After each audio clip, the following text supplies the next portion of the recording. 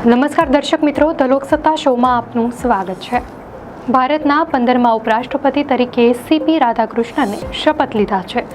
રાષ્ટ્રપતિ ભવનમાં આયોજિત એક ભવ્ય સમારોહમાં રાષ્ટ્રપતિ દ્રૌપદી મુર્મુએ 67 વર્ષીય રાધાકૃષ્ણનને શપથ અપાવ્યા હતા.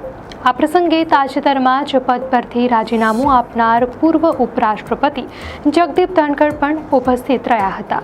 તાજેતરમાં યોજાયેલી ઉપરાષ્ટ્રપતિની ચૂંટણીમાં સીપી રાધાકૃષ્ણનને 452 મતો મળ્યા હતા, જ્યારે વિપક્ષના ઉમેદવાર બી સુદર્શન રેડ્ડીને 300 મતોથી સંતોષ માનવો પડ્યો હતો.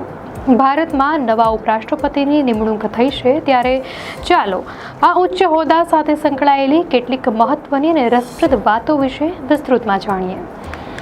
સ્વતંત્ર ભારતના પ્રથમ ઉપરાષ્ટ્રપતિ ડોક્ટર સર્વપલ્લી રાધાકૃષ્ણન હતા અને અત્યાર સુધી દેશમાં કુલ 15 ઉપરાષ્ટ્રપતિ થઈ ચૂક્યા છે. જગદીપ ધનખડ, જેમણે હાલમાં જ આ પદ છોડ્યું, તેઓ 14મા ઉપરાષ્ટ્રપતિ હતા. ભારતના ઇતિહાસમાં માત્ર 2 જ એવા વ્યક્તિઓ છે જેઓ 2 વખત ઉપરાષ્ટ્રપતિ તરીકે ચૂંટાયા હોય અને 10 વર્ષ સુધી આ પદ પર રહ્યા હોય, જેમાં ડોક્ટર સર્વપલ્લી રાધાકૃષ્ણન અને એમ હામિદ અંસારીનો સમાવેશ થાય છે. ભારતના ઉપરાષ્ટ્રપતિનો કાર્યકાળ 5 વર્ષનો હોય છે, પરંતુ તેઓ નવા ઉપરાષ્ટ્રપતિ ચૂંટાઈ ન જાય ત્યાં સુધી પદ પર રહી શકે છે. બંધારણમાં એક જ વ્યક્તિને ઘણી વખત ઉપરાષ્ટ્રપતિ તરીકે ચૂંટી શકાય છે તેવી જોગવાઈ છે. ભારતના ઉપરાષ્ટ્રપતિ એકસાથે રાજ્યસભાના અધ્યક્ષ તરીકે પણ કાર્ય કરે છે. જો કોઈ આકસ્મિક સંજોગોમાં ઉપરાષ્ટ્રપતિ રાષ્ટ્રપતિનો કાર્યભાર સંભાળે તો તેઓ રાજ્યસભાના અધ્યક્ષ તરીકેની જવાબદારી નિભાવી શકતા નથી. આવી પરિસ્થિતિમાં રાજ્યસભાના ઉપાધ્યક્ષ ગૃહની કામગીરી સંભાળે છે. રાષ્ટ્રપતિનું આકસ્મિક મૃત્યુ, ત્યાગપત્ર અથવા પદભ્રષ્ટ થવાની સ્થિતિમાં ઉપરાષ્ટ્રપતિ નવા રાષ્ટ્રપતિ ન ચૂંટાઈ આવે ત્યાં સુધી કાર્યકારી રાષ્ટ્રપતિ તરીકે પદભાર સંભાળે છે. આ સમયગાળા દરમિયાન પણ તેઓ રાજ્યસભાની અધ્યક્ષતા કરતા નથી.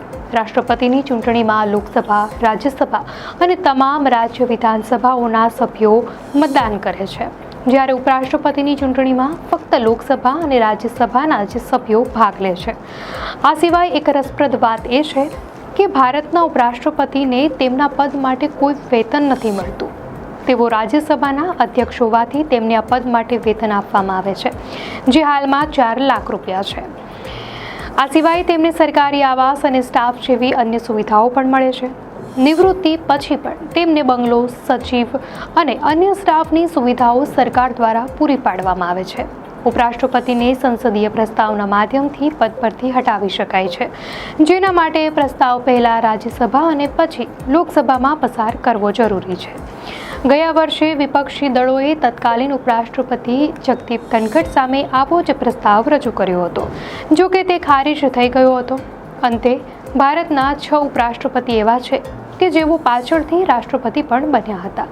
Doctor Sarvepalli Radhakrishnan, doctor Zakir Hussain, VV Giri, R Venkataraman, doctor Shankar Dayal Sharma અને કે.આર. નારાયણ. આ તમામ તથ્યો ભારતના ઉપરાષ્ટ્રપતિ પદના મહત્વ અને તેનાથી સંકળાયેલા નિયમોને ઉજાગર કરે છે અને દર્શાવે છે કે આ પદ ભારતીય રાજનીતિ અને શાસન વ્યવસ્થામાં કેટલું ગૌરવપૂર્ણ સ્થાન ધરાવે છે. દર્શક મિત્રો, આ માહિતી આપને કેવી લાગી? આપની પ્રતિક્રિયા અમને કોમેન્ટમાં ચોક્કસથી જણાવશો. અને જો આપને આ વિડીયો સારો લાગ્યો હોય તો વિડીયોને લાઇક કરો અને ચેનલને સબસ્ક્રાઇબ કરો.